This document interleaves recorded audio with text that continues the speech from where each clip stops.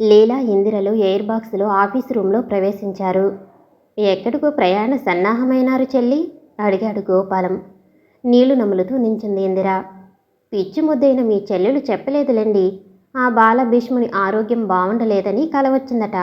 అప్పట్నుంచి అన్నం నీళ్లు మాని నిరసన వ్రతం పట్టింది. ఒంటరిగా మంచిది కాదని తోడుగా నేను విజయవాడ బయలుదేరాను గోపాలం గారు. క్లుప్తంగా వివరించింది రహస్యాన్ని లీల. గడియారం చూసి మీ బండి ఇంకా గంటక్కాని రాదు. కాలహరణానికి కబుర్లు చెప్పకుండా కూర్చుందామని ఇద్దరిని వెయిటింగ్ రూంలో ప్రవేశపెట్టి కాఫీ టిఫిన్లకు ఆర్డర్ ఇచ్చాడు గోపాలం. ఈ 4 రోజుల నుంచి అకారణంగా నా మనసు ఆందోళనకు గురై వికలమైందన్నా అంది ఆవేదనతో ఇందిర. అనవసరంగా భయపడుతున్నావు ఇందిర. జానకిబాయి దంపతుల ప్రేమ కవచంలో రక్షణ పొందుతున్న గోపి ఆరోగ్యం గురించి ఆలోచించకూడదమ్మా. వెళ్ళి వచ్చిన తర్వాత నిజం తెలుస్తుంది కదా. డాక్టరు దంపతులకు నా అభివాదాలు, నీ గోపికి నా శుభాకాంక్షలు చెప్పమ్మా అని సాంత్వన వచనాలు పలికాడు గోపాలం. చూడండి గోపాలం గారు, మీ చెల్లెళ్ళు దృష్టి ఎటు మళ్ళితే అటే ప్రసరిస్తుంటుంది. కాలేజీలో జాయిన్ అయి ఇప్పటికి 3 సంవత్సరాలు దాటిందా? ఎప్పుడూ స్టడీస్లో మునుగుండేది తప్ప ఇంటి మాట ఎత్తేది కాదు. ఈరోజు హఠాత్తుగా ముంచుకొచ్చింది కలవరింత అంది ఏకశక్తంగా లీల. దీనివన్నీ అల్లరి మాటలే అన్నా. ఒక్కటి నమ్మద్దు. నిమిషం ఏకాంతంగా కూర్చుని మౌనంగా ఉన్నానో 3 వైపులు 3 దెయ్యాలల్లే వేధించి నవ్విస్తారు అని ఇందిర గోపాలానికి రిపోర్టు చేస్తుంటే లీల విరగబడి నవ్వింది. బాగుంది మీ స్నేహం. ఇలాంటి ఉత్తమ స్నేహితురాండ్ర సాహచర్యం లభించిన నువ్వెంత అదృష్టశాలివమ్మా అంటూ సంతృప్తి వెలిబుచ్చాడు గోపాలం. పొగడ్తల విన ఇష్టం లేని లీల. చెట్టు చివరి కొమ్మలకెక్కించకండి గోపాలం గారు, పడితే నడుములు విరుగుతాయి అంది. మాటల సందర్భంలో గంట నిమిషంగా నడిచింది. కబుర్లలో మునిగి అన్నా చెల్లెండ్లు బండివేళ్ల మరిచినట్లున్నారే. లీల మందలింపుతో 3 కలిసి రైల్వే స్టేషన్ చేరుకున్నారు. రైలెక్కించి టాటా బాయ్బైలు చెప్పి తిరుగుముఖం పట్టారు గోపాలం. తెల్లవారి ఉదయం 8 గంటలకు విజయవాడలో బండి దిగారు ఇందిర, లీల. సమయానికి అంతా ఇంట్లోనే ఉన్నారు. అనుకోని రాకడ అనుమానం కలిగించినా ఎదురొచ్చి ఇందిరను కావలించుకున్నారు జానకిబాయి. నమస్కారం చెప్పి లీలను కూర్చుండ చేశారు గోపి. అత్తాకోడళ్ల బిగింతల్లో మేము నలిగిపోవాల్సిందేనా అని లీల మేళమాటంతో ఇందిర జానకిబాయిల కౌగిలింత విడబడింది. టెలిగ్రామ్ ఇవ్వకుండా బయలుదేరారేరమ్మా ప్రశ్నించారు రామారావు. మీరు నన్నిచ్చటికి తీసుకువచ్చే ధోరణిలో లేరుగా, చూడాలనిపించింది. అందుకని లీలా నేను వచ్చాం జవాబిచ్చింది ఇందిర. ఓసి పిచ్చిముఖమా, అసలు కథ వదిలి అబద్ధంలో పడ్డావేమే? తెర తొలగించింది లీల. ఇందిర తల వంచింది. విషయం అర్థం కాక తెలుసుకోవటానికి కుతూహలం వ్యక్తం చేశారందరూ. తప్పనిసరి లీలే వివరించింది. ప్రేమికునికి జబ్బుగా ఉన్నట్లు కలగన్నది ఇందిరమ్మగారు. రాజు తలుచుకుంటే దెబ్బలకేం కొదవన్నట్లు నన్నీడ్చుకొచ్చింది ఇక్కడకు. అది విని గోపి జానకిబాయి దంపతులు సంతోషంతో గాలి పీల్చారు. సిగ్గుతో లోనికి పోబోయింది ఇందిర. పైట కొంగు పట్టు కూర్చోబెట్టి ఇంతకు మా సఖి స్వప్నం నిజం కానట్టుందే అంది లీల. ఇందిర కళ ఎప్పటికీ అబద్ధం కాదు లీల. ఈ మధ్య గోపికి ఒకరోజు జ్వరం వచ్చి తగ్గిందంతే. మద్రాసు ఉత్తరం వ్రాయనందుకు సమర్థించుకున్నాడు రామారావు. గోపికి జ్వరం వస్తే నాకు ఉత్తరం అన్నా వ్రాయలేదని కంటనీరు పెట్టింది ఇందిర. స్వల్ప విషయానికి ఉత్తరం ఎందుకని ఎంత ఓదార్చినా క్రమక్రమంగా దుఃఖం అభివృద్ధి చెందింది కానీ ఉపశమించలేదు. తమ వల్ల దుఃఖం నిలుపుదల కాదని గోపి ఇందిరలను వదిలి మరో గదిలోకి వెళ్లారు మిగతావారు. దీర్ఘకాల వియోగం, అవకాశం లభించిన అంతరాత్మలు విప్పుకోలేని అసంతృప్తి ముప్పిరికొని ఇందిర ముఖం మహాప్రవాహంలా విజృంభించింది. ఆ దృశ్యం గోపిని కదిలించి వేసింది. దగ్గరకు వచ్చి కన్నీరు తుడిచి దుఃఖ ప్రవాహానికి అడ్డుకట్ట వేయ ప్రయత్నించాడు గోపి. ప్రయోజనం కనిపించలేదు. అక్కున చేర్చుకుని బుజ్జగించాడు. వింటేనా 3 సంవత్సరాల వియోగాగ్ని పెళ్ళుబికిందేమో. దుఃఖం తారస్థాయినందుకుంది. నోరు మూస్తావా లేదా? నేనసలే తిక్కలోని ఇందిరా అనుకోకుండా ఏకవచనంతో గద్దించాడు గోపి. ఎల్లప్పుడూ అమ్మాయి గారు అంటూ సంబోధించే గోపి తనను పేరుతో పిలిచినందుకు దుఃఖం అంతరార్థమై సంభ్రమానంద భరితురాలైంది ఇందిర. జన్మ సార్థకమైనట్టు గోపి ముఖంలోకి ప్రేమభరిత దృక్కులతో వీక్షిస్తూ అలాగే అక్కున ఒదిగిపోయిందామె. కౌగిలింతలో గోపి కూడా మేలుమరిచాడు. కొన్ని నిమిషాలిద్దరూ తీరని కోరికలతో మరో లోకంలో విహరించారు. నీకు జ్వరం వస్తే దగ్గరుండి సేవ చేసే భాగ్యం లేకుండా చేశావు గోపి. మీరిచ్చట ఉన్న అమ్మా నాన్నల సమక్షంలో మీకు అవకాశం దొరకదుగా అమ్మాయి గారు. గారు గీరు అన్నావంటే నేనిప్పుడే మద్రాసుకు ప్రయాణమవుతాను అని బెదిరించింది ఇందిర. మద్రాసు మకం ఎన్నాళ్ళు నేను చూస్తాగా. బుజ్జాబ్బాయిలా నువ్వు అమ్మా నాన్నల మధ్య ఎన్నాళ్ళు పరుంటావో నేను చూస్తాగా. మద్రాసు మాటలు బాగా వంటబట్టాయే అమ్మాయి గారికి. నన్నిక్కడుండమంటావా వెళ్ళమంటావా గోపి? అలా అనుకులే, శాంతించు. మరెలా అంటావు? డాక్టరమ్మ అని. అయితే నువ్వే చెప్పు. చెప్పటమేనా ఇంకేమైనా నేర్పాలా? గురువుగారన్నీ నేర్పాలి. అవసరమైతే తప్పుతుందా? నీ కమ్మని నోటితో ఒకసారి పేరు పెట్టి పిలవరా గోపి. ఇందిరా, నా గోపి, నా ఇందిరా, మరొకసారి ఇంకొకసారి పిలవరా అని గోపిని తన చేతులతో బలంగా బంధించింది ఇందిర. పరీక్షలయ్యే వరకు ఆవేశం పనికిరాదని గోపి ఎంత బుజ్జగించినా ససేమీరా అంది ఇందిర. అమ్మ వచ్చిందని వంకపెట్టి తప్పుకుని బయటపడుతున్న గోపిని దొరికినప్పుడు నీ పని పడతానని మధురంగా బెదిరించింది ఇందిర. లీలా ఇందిరల వినోద సంభాషణలతో నవ్వింపులతో 4 రోజులు 4 క్షణాలుగా గడిచింది వారికి. ప్రయాణ సమయం కాగానే ముఖం మార్చుకుని మూలన కూర్చుంది ఇందిర. ఆమెను కదిలించటానికి సాధ్యం కాక ఆ పని గోపికి అప్పగించి అచ్చట నుంచి అంతా తొలిగారు. బాల్యం నుండి కలిసిమెలిసి పెరిగిన నువ్వే నన్నింట్లో నుంచి తరుముతావురా అంటూ దుఃఖదేవతను ఆహ్వానించింది ఇందిర. విజ్ఞాన వివేకాలున్న వ్యక్తులు మూర్ఖుల్లా వాపోతే దేశం ఏం కాను? మన వాళ్ళెంతమంది తమ ప్రాణాల్ని తృణప్రాయంగా దేశరక్షణ కల్పిస్తున్నారు. అలాంటి ఉత్తమ సాంప్రదాయాలున్న భారతదేశంలో జన్మించి విద్యార్జనకు కలిగే వియోగాన్ని దుఃఖిస్తావా? చిన్నపిల్లల కంటే హీనంగా అందరూ నవ్వేటట్లు ప్రవర్తిస్తావా ఇందిరా? అన్న గోపి ఉపదేశ సంబోధనలతో జన్మ ధన్యమైనట్లుగా భావించి పసిపిల్లానిలా అమ్మా నాన్నల మధ్య ఉయ్యాలలూగుతూ ఉపన్యాసాలేమన్నా ఇవ్వచ్చు. నా గోపికి దూరంగా ఉండలేనంటుంటే. ఇందిర కన్నీరు మరలా ధారాపాతంగా స్రవించింది. ప్రాణానికి ప్రాణంగా కాపాడుకున్న నీ కన్నీరు చూడలేను ఇందిరా అని నోరు గాద్గదికమై మాటలు పొడిగించలేక ముఖం పక్కకు తిప్పుకున్నాడు గోపి. నీ మనసు గాయపడితే సహించలేనురా గోపి. నీ కోసం, నీ ఆనందం కోసం ఏమైనా చేస్తాను. నన్నుత్సాహంగా సాగనంపు అంటూ గోపిని గట్టిగా కౌగిలించుకుంది ఇందిర. వరూధిని పరిష్వంగంలో చలించని ప్రవరాఖ్యునిలా చేయి పట్టుకుని ఇందిరను బయటికి నడిపించుకు వచ్చాడు గోపి. ఎవరేం మాట్లాడితే వాతావరణం ఏ రూపం ధరిస్తుందోనన్న భయంతో నిశ్శబ్దంగా స్టేషన్కు బయలుదేరారందరూ. రైలెక్కి చెయ్యి గట్టిగా నొక్కుతూ, నీవు లేన్నాడు నేను లేననే సత్యాన్ని గుర్తుంచుకో గోపి అని హెచ్చరించింది ఇందిర. ఓసమ్మ, మద్రాసు పదవే, నీ భరతం పట్టిస్తానని లీల మధురంగా బెదిరిస్తుంటే రైలు కదిలింది. మద్రాసులో త్యాగరాజనగరు ప్రసిద్ధమైన ప్రదేశము. అచ్చటికి సత్యానంద మహర్షి విచ్చేశారని పట్టణమంతా ప్రచారమైంది. పోస్ట్ గ్రాడ్యుయేట్ డిగ్రీ పొంది స్వామి వివేకానందుని శుశ్రూష చేసిన నిష్కామయోగి ఆయన. వేలాది కొద్ది ప్రజలు సత్యానందుని బోధలు వినటానికి హాజరవుతున్నారు. పొద్దుపోక ఒకరోజు చంద్రం, గోపాలాలు కూడా అచ్చటకు వెళ్లారు.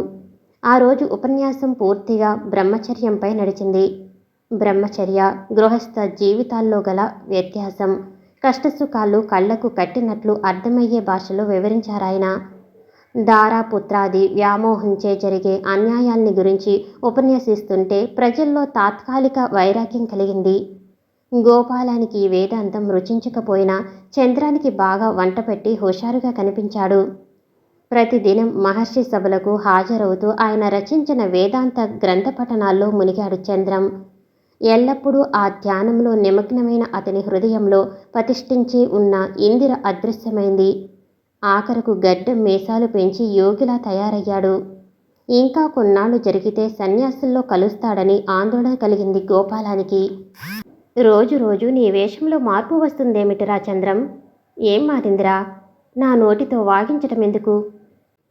అద్దం చూసుకుంటే అదే కనిపిస్తుంది నీ అవతారం. ఓ, అదే నీ బాధ. సిగ్గుకు ఏదో వస్త్రం ధరిస్తే చాలదు. లోకంలో వివిధ రకాల దుస్తులు ధరించటం వృధా అంటావా? బాహ్య సౌందర్యమే ప్రధానమైతే గాంధీ మొదలైన మహాత్ములు నిరాడంబరంగా ఉన్నారెందుకురా? వారికి మనకు నక్కకు నాగలోకానికి ఉన్నంత తేడా ఉంది. వారు ఒకప్పుడు మనవంటి వారే. ఆత్మ పరిశుద్ధత, జితేంద్రియత్వాలతో మహాత్ములయ్యారు. వారి అడుగుజాడల్లో నడవటం తప్పంటావా? నీ పిచ్చి ముదిరిందిరా చంద్రం. ఇంత లోతుగా వేదాంతంలో కూరుకుపోతావనుకోలేదురా. ఇది పిచ్చి కాదురా గోపాలం. ఉత్తమమైన మానవ జన్మ ఎత్తినందుకు ఏదో ఒక మహత్కార్యం సాధించాలి. పతిత లోకానుద్ధరించటమే మన పరమావధి. మోహాంధకారోన్మత్తులైన మూఢులకు విజ్ఞాన భాస్కరోదయం కలిగించాలి. ఏమీ సాధించలేనివాడు మానవరూప పశువేరా. సదానందుని బోధ బాగా నీ తలకెక్కింది. ఎవరు చెప్పినా వినవు గాని ఒక విషయం జ్ఞాపకముంచుకో. ప్రజాసేవకు సన్యాసి వేషం ధరించాల్సిన అవసరమే లేదు. రేడియో, టెలివిజన్ మున్నగు మహత్తర సాధనాలు ప్రపంచానికి ప్రసాదించిన శాస్త్రవేత్తలు సన్యాసులు గారనే వాస్తవం గుర్తుంచుకో. జనాన్ని సోమరిపోతులాగా, నిర్వీర్యులుగా తయారు చేయటానికి ఈ సన్యాసి మోకం కొంతవరకు కారణమని అనాలోచితంగా ఓ నిర్ణయానికి రావద్దని నా సలహా. నీ సలహా కూడా ఓ వేదాంతమేరా. ముక్కు మూసుకుని జపం చేయటానికి సమర్థించను కానీ అందులో బ్రహ్మానందం ఉందని నా విశ్వాసం. నువ్వు కొన్ని వేదాంత గ్రంథాలు చదువు. దాని మహత్యం తెలుస్తుంది. వేదాంత పుస్తకాల అవసరం ప్రస్తుతం నాకు లేదు కానీ రేపు ఇందిరా వాండ్ల వద్దకు వెడదాం. వస్తావురా? తప్పుతుందా మరి? నిరుత్సాహంగా అన్నాడు చంద్రం. అదేమిట్రా ఇష్టం లేనట్లు అంగీకరిస్తావు? లోగడు ఇందిర మాటంటే చెవులు కోసుకునేవాడవు. నేడెలా మారావు? అంటూ విచారం ప్రకటించి దీర్ఘాలోచనకు గురయ్యాడు గోపాలం. వెంకట్రావు అనసూయమ్మకు హామీ ఇచ్చి తన వద్ద ఉంచుకుంటే వీడిలా తయారయ్యాడు. వారికి తన ముఖం ఎలా చూపించాలి? వీడి ధోరణి తెలిస్తే వారి హృదయాలు పడే క్షోభకు అంతుంటుందా? పరిస్థితి విషమించినప్పుడు తల్లిదండ్రులకు సూచించటం తక్షణ కర్తవ్యంగా భావించాడు. నా ప్రియమైన గోపి, నిన్ను విడిచి మద్రాసు రావటానికి రైలెక్కే ముందు అంత బాధపడ్డానా? ఇచ్చటికి వచ్చి నీవు జత లేకుండా రాయిలా నిర్విచారంగా కాలం గడుపుతున్నాను. నా పాషాణ హృదయానికి ఏ శిక్ష విధించాలో నీవే నిర్ణయించు. ఎన్నాళ్ళ నుంచో నా హృదయం మీద 1000 టన్నుల బరువుండేది. విజయవాడ వచ్చినప్పుడు దానిని దించి తేలికగా నన్ను శ్వాస పీల్చేటట్లు చేశావు. నీ ఆజ్ఞపై 5 సంవత్సరాలు ఘోర తపస్సు చేసిన నాకు కోరిన వరాలు ప్రసాదిస్తావనే గాఢ విశ్వాసంతో ఉన్నాను. 2 మాసాలకు ఫైనల్ పరీక్షలు పూర్తయ్యాయి. అప్పుడు నీవే స్వయంగా వచ్చి నన్ను విజయవాడ తీసుకెళ్తే ఆనందంగా గాలిలో తేలిపోతాననుకో. అప్పుడు నీకు మంచి ప్రజెంట్ ఇస్తాను. ఇందులో వ్రాస్తే అమ్మకు నా ఉత్తరం చూపిస్తావు. ఆమె నవ్వుతుంది. సరిగా మార్చి 5వ తారీఖు మధ్యాహ్నం 2 గంటలకు ఆఖరి పరీక్ష వ్రాస్తాను. పేపరు వ్రాసి బయటకు రాగానే నీవు కనిపిస్తే సంతోషంతో ఉక్కిరిబిక్కిరై మూర్ఛపోతాను. అప్పుడు నీ చేతులతో ఎత్తుకుని కారులో పరుండబెట్టి ప్రయాణం చేస్తావనే గంపెడాశతో ఉన్న నా నమ్మకాన్ని వమ్ము చేయవు కదా. అలా ఎందుకు జరుగుతుంది? నా గోపి నాకు అన్యాయం చేస్తాడా? ఇదివరలో నీకెన్నడూ క్షమాపణలు చెప్పే అవసరం ఆసన్నం కాలేదు నాకు. అనాథనైన నన్ను తీరానికి చేర్చి ఉన్నత విద్యావంతురాల్ని చేయటానికి ఎన్నో కష్టాలు భరించిన నిన్ను మొన్న విజయవాడ వచ్చినప్పుడు కూడా అరే వరే అని అలవాటు ప్రకారం అన్నందుకు బాధపడుతున్నాను. ఇంకొక విషయం వ్రాసి ముగిస్తాను. గత ఆదివారం గోపాలం అన్నయ్య, చంద్రంబాబు కలిసి మా గదికొచ్చారు. గడ్డం మీసాలు పెంచి సన్యాసిగా మారిన చంద్రంబాబుని చూసి మేము నలుగురం చకితులమయ్యాం.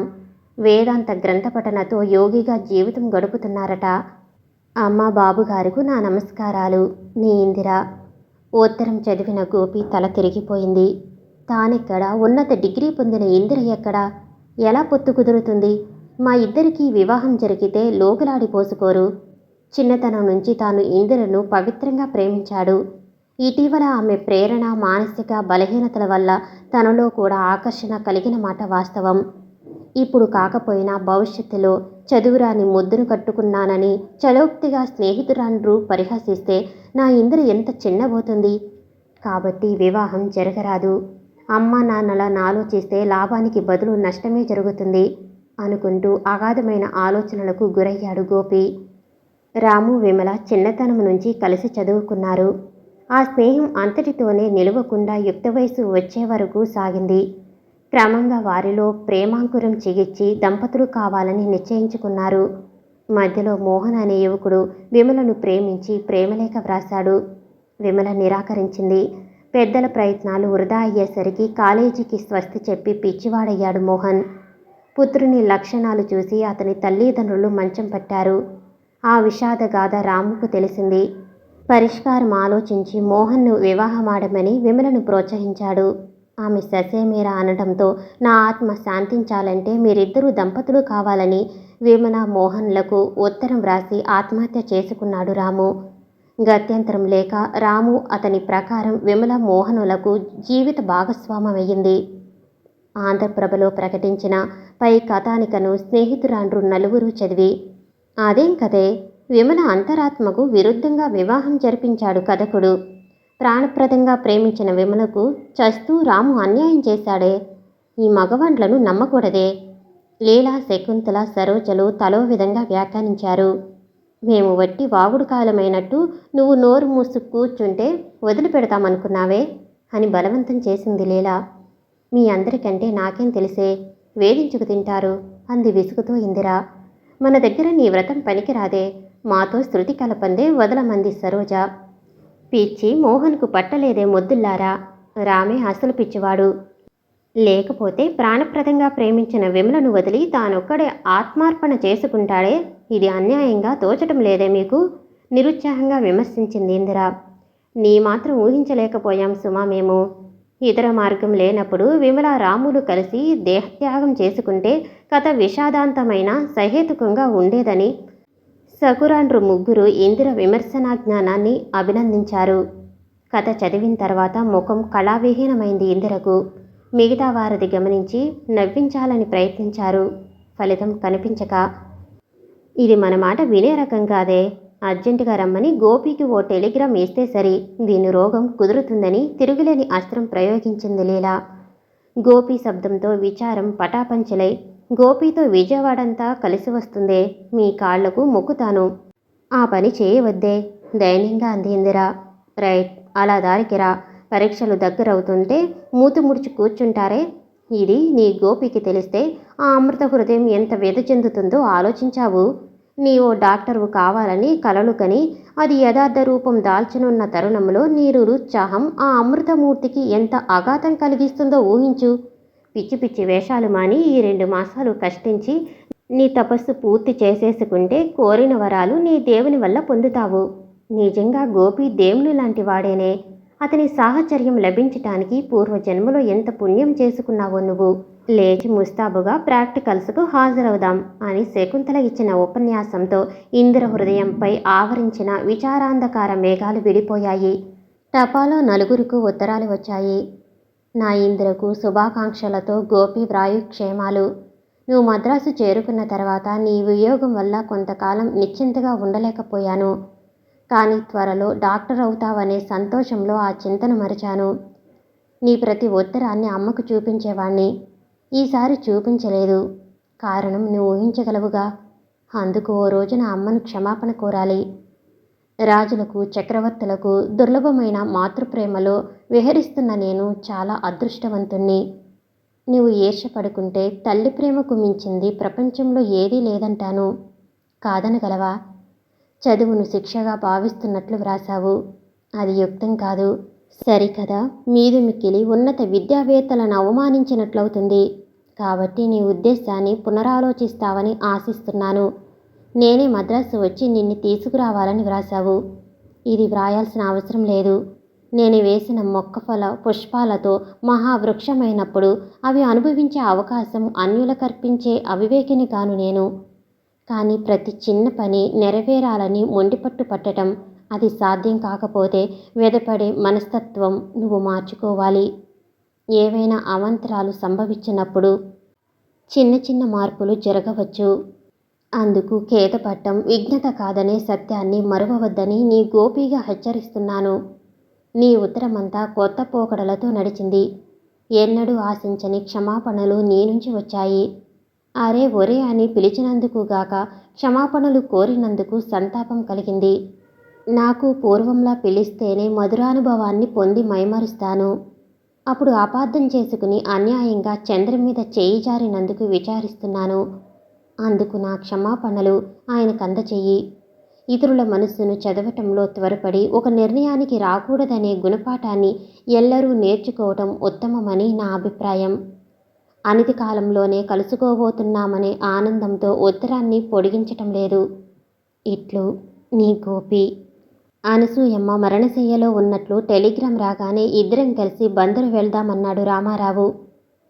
600 106 గోపిని ఒంటరిగా వదిలి రానంది జానకీబాయి.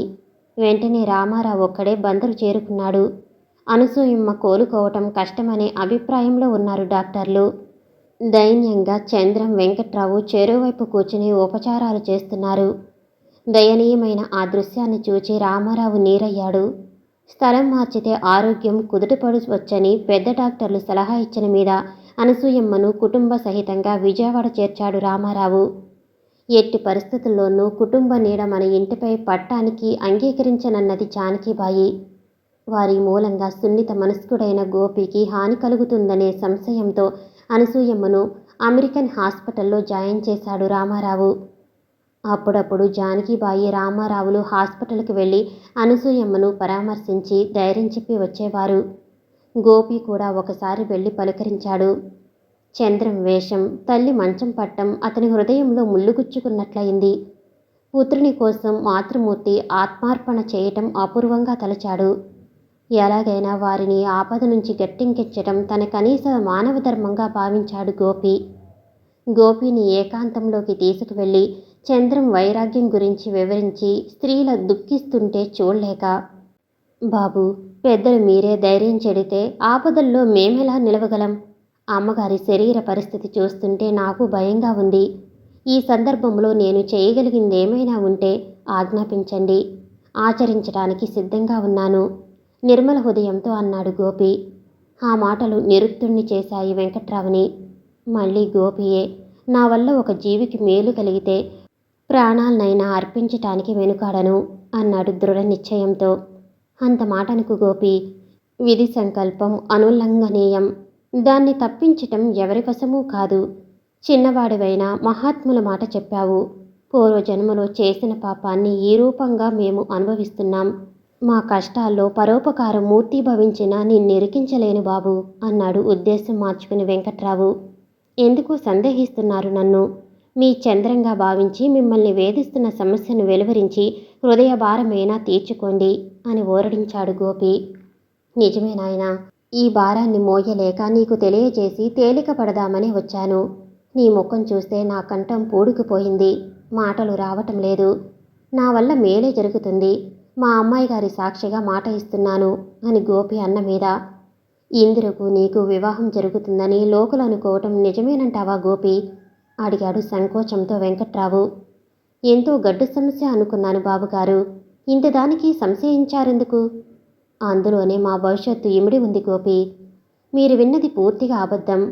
కులం వయసులలో అంతరమున్న నాతో ఇందిరకు జత ఎలా కుదురుతుంది చెప్పండి? విద్యాహీనుడు భర్తగా ఉంటే ఆమెకెంత చిన్నతనం. బాల్యం నుండి ఆమె ఎడ నాకు పూజ్యభావమే తప్ప మరే కామానా లేదు.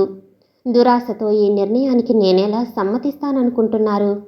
అమ్మా నాన్నలు మాత్రం మా ఇద్దరిని జత చేయాలని కలలు కంటున్నారు. కానీ అది అసంభవమైన విషయం. నాకు ఈ కర్మంతా ఇంద్ర నుంచే వచ్చింది బాబు. చదువు, సంస్కారం, డబ్బు ఉన్నాయి. ఒక్కగానొక్క కొడుకు. వాడి మీద ఆశలు పెట్టుకుని జీవిస్తున్నాం. ఏం లాభం? ఎంతో అందమైన అమ్మాయిలను కోరిన కట్నంతో ఇస్తామన్నా ససేమిరా అన్నాడు చంద్రం.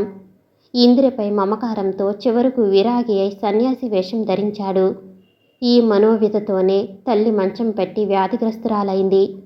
ఆమెతో నేను పోవలసిందే. ఈ సమయంలో నీవే దారి చూపించి పుణ్యం కట్టుకోనాయనా. మా కోడలు కావటానికి ఇందిరను అంగీకరింపచేస్తే చల్లని నీ తల్లి కడుపు తలుచుకుంటూ జీవిస్తాం. లేకపోతే మా ఇంట్లో బూడిదే మిగులుతుంది అని తన బాధంతా వెళ్ళబోసుకున్నాడు వెంకట్రావు. కొంతకాలం దీర్ఘాలోచనలో పడి, బాబుగారు, ఉన్నత విద్యా సాంప్రదాయాలున్న చంద్రం భర్తగా లభించడం మా అమ్మాయి గారి అదృష్టమే. ఆమెను అంగీకరింప చేయటంలోనే చాలా ఇబ్బంది ఉంది. కానీ ప్రయత్నిస్తే నాకు అది సాధ్యం కాకపోదు. ఈ మన సంభాషణ రహస్యంగా ఉంచి మీరు అనసూయమ్మ గారు స్థిమితంగా ఉండండి అని వెంకట్రావుకు పాదాభివందనం చేసి ఇంటి ముఖం పట్టాడు గోపి.